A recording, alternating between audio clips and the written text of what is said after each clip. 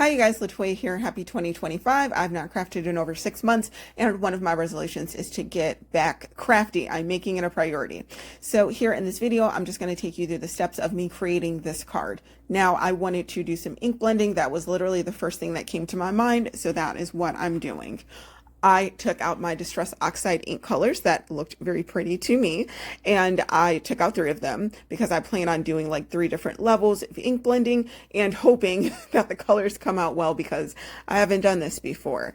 As you can see, I'm a bit slow here. I'm doing some trial and error because, like I said, I have not ink blended or crafted period in a long time. So I took out my tonic ink mat, and actually it's called the glass mat. This glass mat I do like just because you can pick up the ink that gets on it with the brush and put it back onto the card. I really love that feature just because card making is already so expensive. I want to save on whatever and use whatever products I can that just happen to go off on the side. Now you can ink blend on a sheet of paper as a background. I've done that plenty of times if I'm in a rush or need to do something really quickly. But in this instance, I knew I was going to be using a lot of ink, so I decided to take that out. Now, a couple tips for ink blending. If you're new to card making, or, if you are just curious, or if you're just listening to me because you're bored, make sure you have enough ink on your brushes. That was something I had to learn. And another thing, make sure whatever inks you are playing with are actually compatible because, for instance, you don't want to mix like a Distress Oxide with like a regular dye ink. Those colors, they don't look well, and the Distress Oxide is formulated differently from a regular dye ink. So make sure your brushes are loaded up with ink, and also make sure you give yourself some time. As you can see, I'm adding a lot of color, like layers of color, because that is helping build up the intensity. When you first ink blend, it looks just a little like faint, and you just have to like build it up. It's kind of like makeup, but I don't wear foundation or anything, but I mean, it's basically the equivalent. So here I am just noticing a little piece of hair because I have 2 cats on my card, and I'm like, I don't want to ink blend that in because that line will literally show up. So here I'm just wiping off my work surface because there's a lot of ink color going on. I am going to continue, as you see, blending the colors, just getting that little gradient line between the two, meld it together. I'm going to do a little bit of overlapping with color. Now I'm cleaning off my brushes. Highly suggest you do that. As you saw, I used the same brush for 2 different ink colors, but they were like the same tone. Now I'm just using my stamp to figure out what I want to do. First thing first is actually stamping out what image I want to play with, which is this nice focal floral image. This is actually what sold me on the set. I also love the cursive font on it. So I'm stamping out 2 images because I need a backup just in case. And by just in case, I mean if you make a mistake. Now to stamp, you pretty much just put ink on that stamp and press it into paper. I am using this little, actually I forget what it's called, but it's by Pink Fresh Studios, just to help the image transfer better, but you don't need it. And I do clean off my stamps before putting them away. Sometimes I don't always put them away, but I do clean them. Now I have both of my images. Like I said, one just in case I mess up. I decided to Copic color. Copics are an alcohol medium, so it's an alcohol ink. I invested in Copics literally at the beginning of my card making hobby, and that was when you could use like a 50% off coupon at like Hobby Lobby, Joann's, Michael's, and I would literally go buy a Copic a day.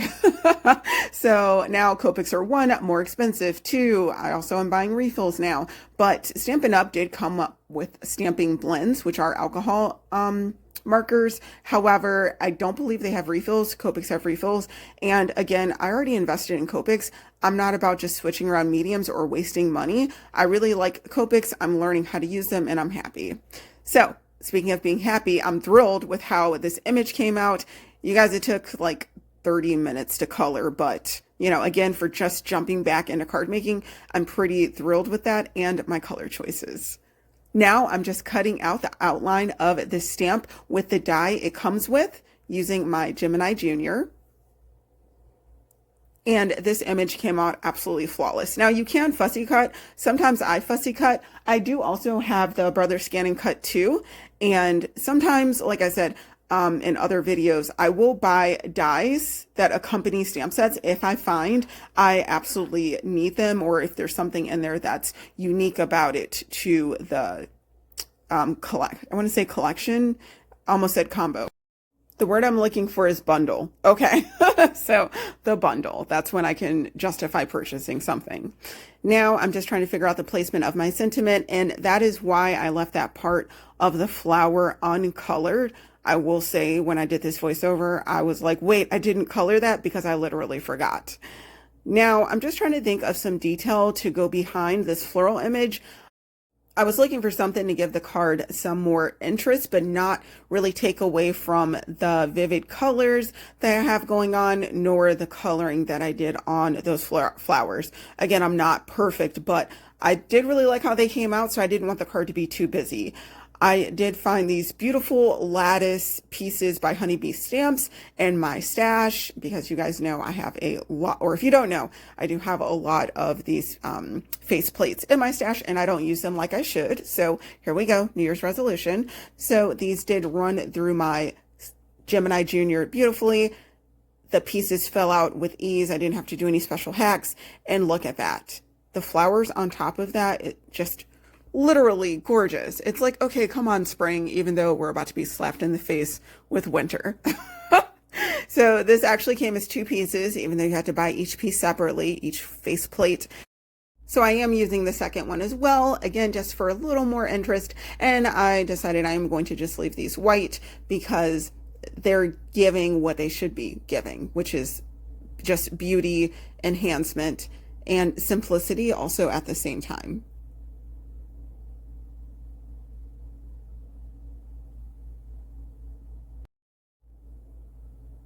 Now for my sentiment, just to give it a little more interest and tie in the colors, I'm using one of the Distress Oxide inks that I use for the background. On that outside of the piece of cardstock, I'm going to put my sentiment on, again, just for interest and to tie in the colors. Sometimes things being blank is nice, and sometimes color being on is nice. I just went with color for this. Now for the actual sentiment, I decided to heat emboss, which I love doing. So my brain immediately went there. I'm applying some anti-static powder from this little rabbit hole design. I think that's the company. Little brush here onto my piece of cardstock.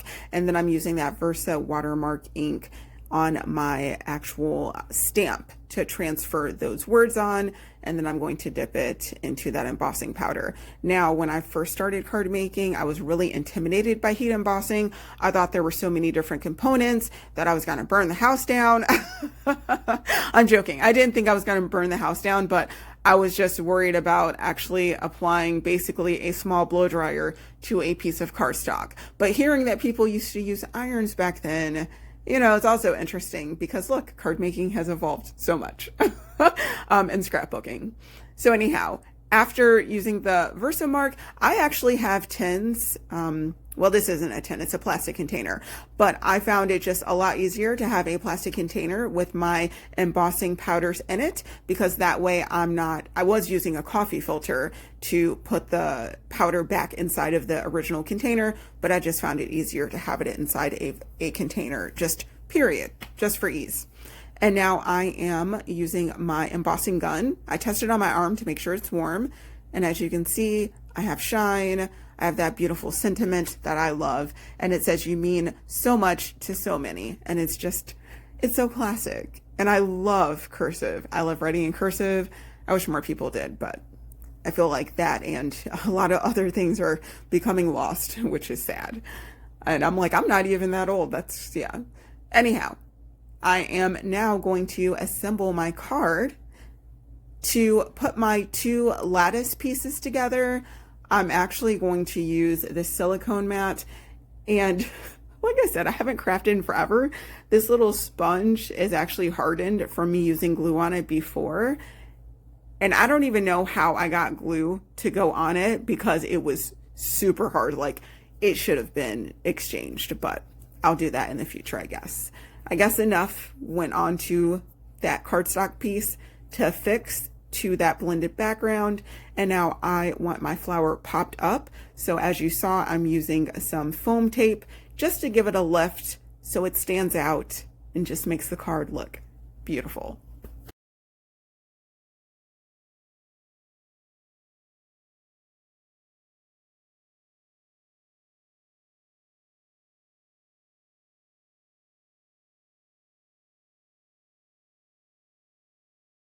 All right, now that my sentiment is affixed, my card is done. Minimal supplies, it's absolutely beautiful. I'm so happy I got to play. Thank you guys for watching, and I hope you all get to do something crafty that makes your heart happy. I'll talk to you guys later.